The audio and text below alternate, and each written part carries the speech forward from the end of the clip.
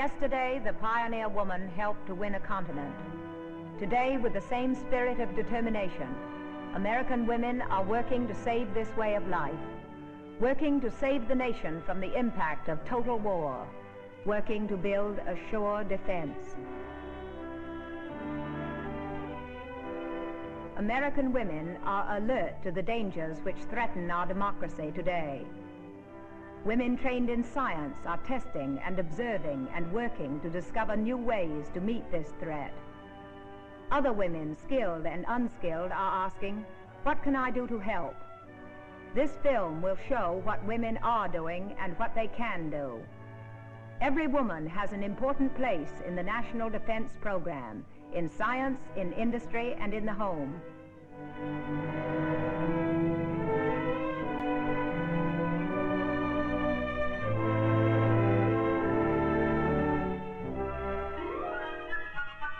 Silk is vital to national defense.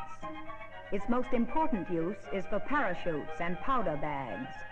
New substitutes are being perfected in the laboratory to meet the growing demand.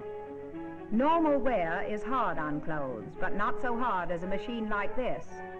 And there is a direct relation between an abrasion tester, clothing, and national defense. Durability and economy are important to American consumers called on to make sacrifices in this emergency.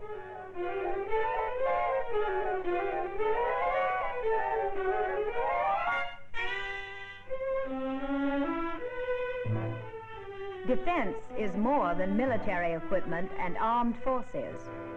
Defense is keeping the nation strong and healthy. In this important work of defense, our scientists are experimenting with small animals to find out things about vitamins. A complete report of their reaction and growth is recorded after they are given experimental food formulas, during which they are carefully checked and weighed. New and health-giving diets are being developed through this research. This woman is a modern pioneer, a scientist. She symbolizes the tremendously important work of women in chemistry, in bacteriology, in physics, in nutrition, in medicine, in hundreds of hospitals and laboratories throughout our country. Men and women who work on the production of our defense weapons must be well nourished. Good nutrition is not entirely a question of income. Thousands of women are attending free lectures on how to buy food and prepare meals which are nutritious and economical.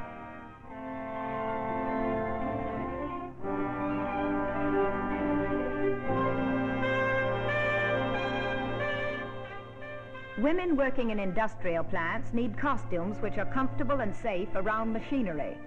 Uniforms which meet these needs have been designed.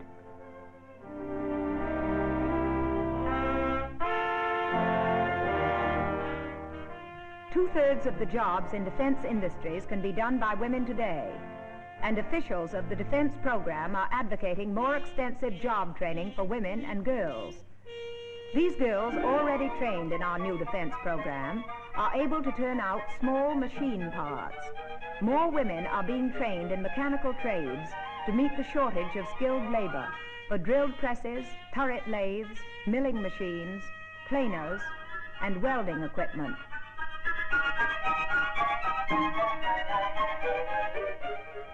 Women are being recruited daily to help make planes for the nation's air forces.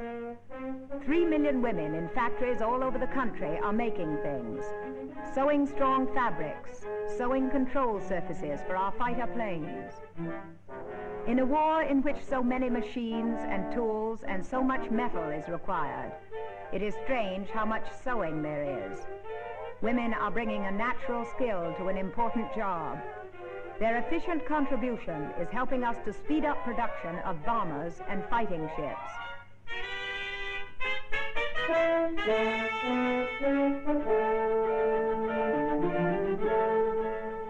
One parachute takes 65 yards of silk.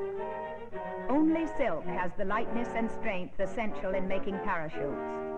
Women who have had special training in the manufacture of this product are the only ones who can be employed in these factories. A man's life depends on every parachute, so there is no margin for error. The nimble fingers of these women are capable of turning out perfect workmanship on unbelievably fast-running machines.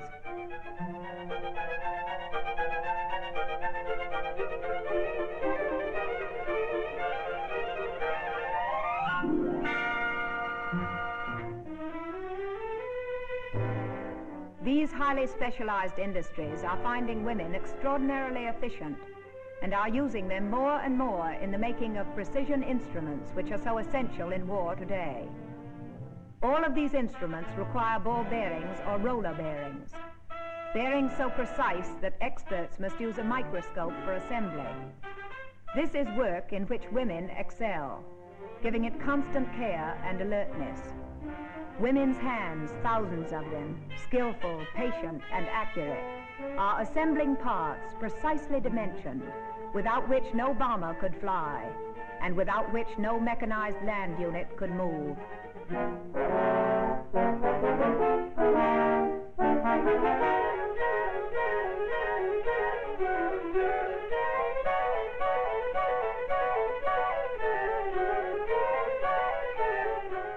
Every ship that glides down the ways must have electrical switches.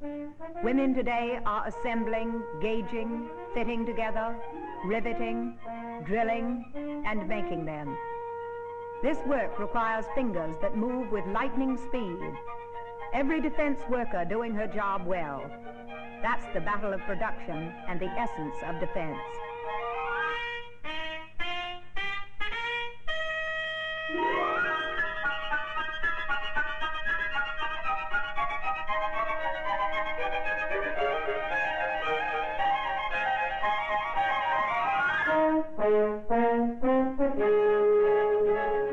Women are working side by side with men on the assembly lines and in inspection units of munition factories. Millions of shells are moving off the production lines in our great plants from coast to coast. Shells for tanks and naval guns. Shells for coast and field artillery. Shells for anti-aircraft defense. Women are skillful in gauging and checking for minute imperfections.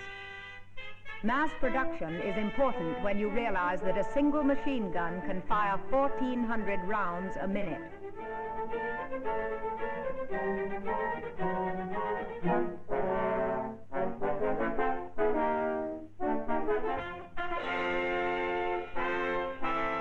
Again, we turn to the women who are asking, what can I do for defense? The American Women's Voluntary Services provides instruction in many basic skills to over 80,000 women. Soon the Office of Civilian Defense will cooperate not only with the AWBS, but with all other private and public agencies to aid volunteers in obtaining the training they want, a training indispensable in war, valuable in peace. The Red Cross today is the culmination of the work of a woman who pioneered under the duress of a war. Clara Barton, its founder, determined that the care of the wounded should not be left to the unskilled. Today, true to its tradition, the American Red Cross volunteers are responding to the needs of war-distressed peoples. 25 million and more surgical dressings have already been sent to Europe.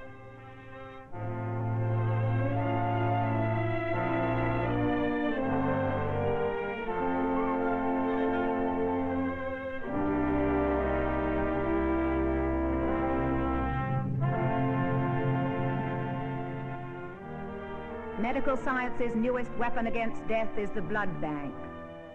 Thousands of women today are giving their blood in preparation for a day we pray will never come, giving the essence of life to save life.